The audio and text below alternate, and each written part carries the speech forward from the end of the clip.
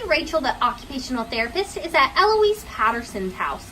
She is a home health client who is a post-surgical patient for a total hip replacement who also suffers from vertigo and diabetes. Hi! How are you?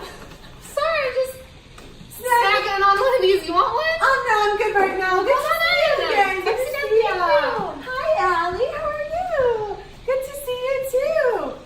How's everything going? Everything's going. Going good? Rachel noticed all of the candy around Mrs. Patterson's house. Eloise Patterson is a 64-year-old widow. Her broken hip is because of a fall she had while walking and tripping over her dog in her home. One thing she explicitly wanted Rachel, her OT, to know is that she loves the Christmas season. She was heartbroken about her hip replacement because she couldn't put up a real Christmas tree this year.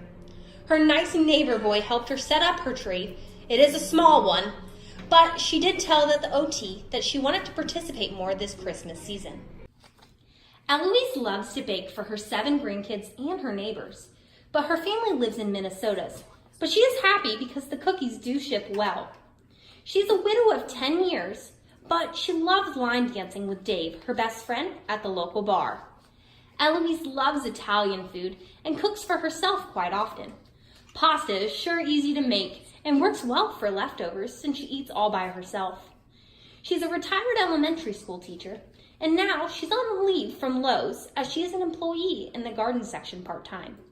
For her leisure activities, she does love to garden, and she used to garden at the community garden in her neighborhood. But now, because of her vertigo and she does get dizzy, she has to work in the raised planters at the YMCA.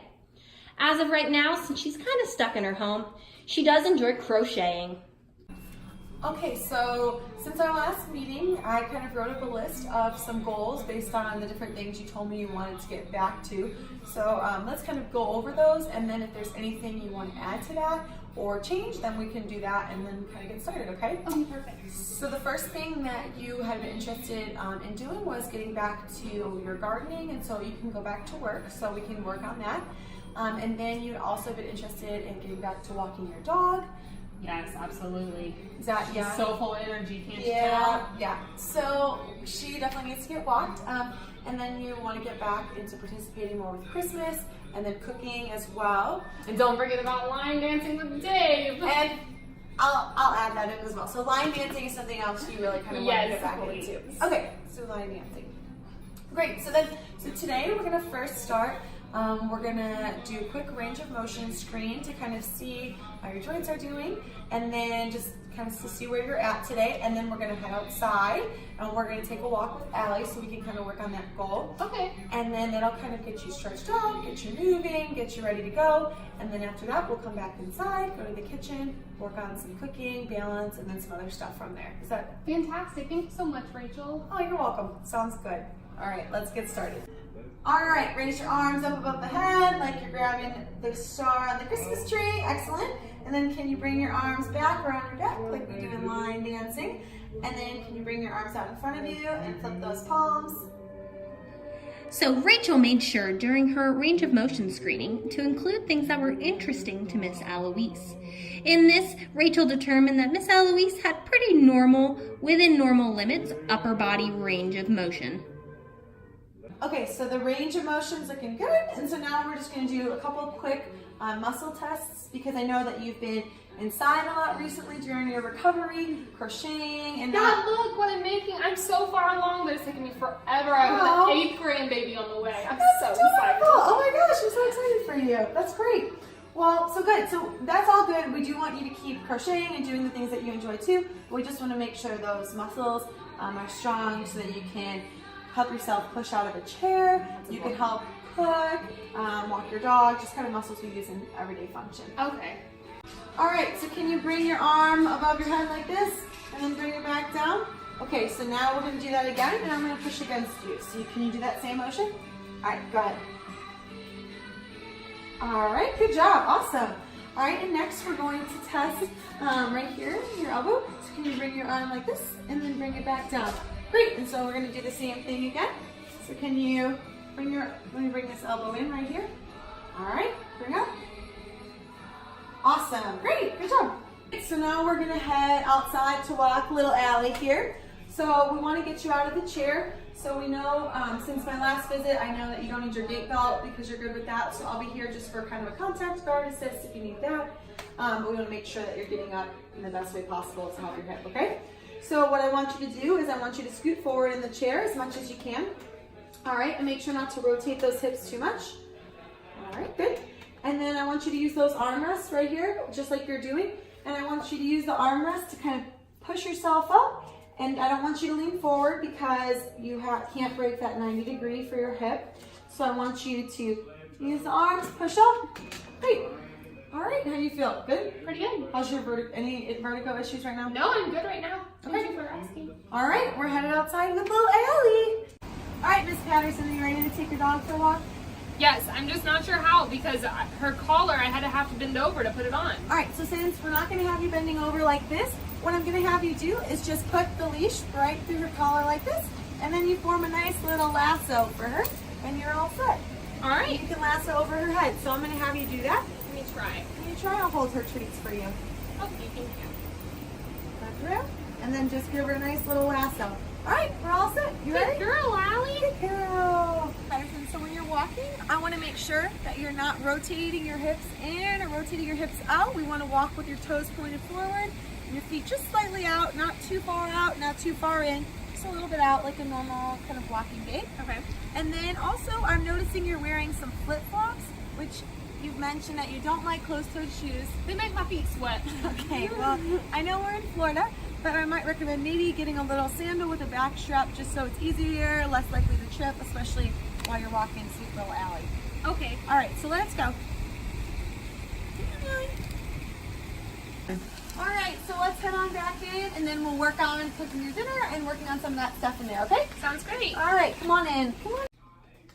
Because Miss Patterson has diabetes, she does need to monitor her diet and make alterations. With type 2 diabetes, Miss Patterson does have to limit her consumption of simple carbohydrates and unhealthy choices like sugary cereals, white pasta, alcohol, and saturated fats. Instead, she should focus on having meals that consist of food like brown rice, quinoa, homemade vegetables, or fresh tomato sauce, fresh vegetables, and lean protein. Treats are okay, but need to be done in moderation. As you can see, Mrs. Patterson's a fan of her new food choices. All right, so we're gonna get started and make some food and kind of work on some of your balance and vertigo issues along with you're working on diabetes management your diet, okay? Okay. All right, so you mentioned that your favorite food was pasta. Yes, ma'am. Okay, so what I want to do is I don't want to come in and get rid of all the foods that you like, but I kind of want to work them in a way that could work better with your diabetes. Okay. So one thing that's important is to eat 3 meals a day consistently and at consistent times to kind of regulate that. Only 3? Only 3. Well, we can have some snacks in there and we can work on some of those Okay. things. And one thing I also want to work on as well, do you ever get dizzy when you're standing in the kitchen? Sometimes I do. It's hit or miss though. I never really know when it's gonna happen. You never know. Okay. Well, one thing that we can do to kind of work with that is we can keep a chair nearby, so you can bring this chair into the kitchen, and then you can have it right next to you. So if you are feeling dizzy, you could take a seat, or if you're feeling fine, then you can keep going. Another thing you can do is you can sit while you're cooking, which could be good. You can get all your materials, bring them right here, and then have a seat and kind of prepare your meal while seated. Okay. Especially with your hip, that might be good, at least in the beginning, especially when it's healing and recovering. And then another thing we can do as well is keep a good hold on the counters and not make too sudden of movements. You don't want to be whipping your head around, turning really quickly. We want to make sure that you're making movements, slow movements, and keeping those hands on the counter. Okay. Okay? So let's get started with cooking. All right, so we did some good cooking. So here are some of the things that we kind of worked on cooking. So what we have here, we've got some greens, some beans, tofu with your favorite seasoning, your favorite Italian seasoning, and then some brown rice. That's going to give you some more fiber. It's going to give you good vitamins. And if you like this. After you try it, I'll bring some more recipes for you, and we can keep working on making these types. And with her food choices, she noticed her terrible medication management strategies.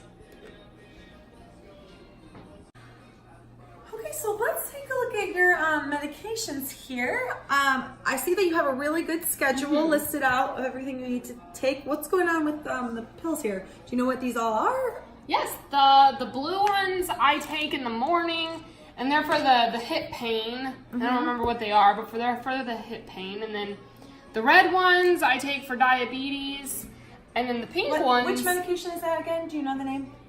I wrote it down. It's metformin. Okay. And then the pink ones, oh, whoops. They're for Allie.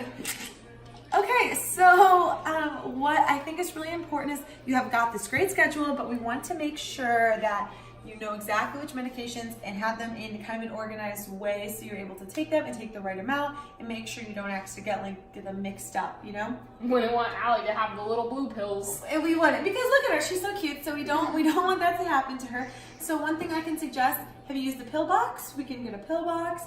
There's online apps, we can organize them in different ways, and so let's kind of look at some of those strategies. Okay, so we're just gonna go over the exercises that I gave you really quick, and then you should be all set, okay? Okay. All right, so first, one of the ones I gave you is those chair push-ups. Those are really gonna help you be able to get yourself out of your chair and assist while your hip is kind of still in some pain, okay? All right. So what I'm gonna have you do is you're gonna use those arm rests on your chair, and you're gonna push up and lift your butt out of the chair. So push really hard. Great, and you're gonna stay like that, and then hold it for about 5 to 10 seconds, and then bring yourself back down. And then you're gonna repeat that as many times as it says on here, okay? That'll be an arm workout. It will be. Rachel finished the rest of her home exercise plan with Miss Eloise and concluded the visit with a question and answer period. Okay, so I think that's all. We went over cooking, we went over walking Allie, we went over some things, some stretches, exercises to get you back where you need. Do you have any questions or thoughts, anything else on your mind?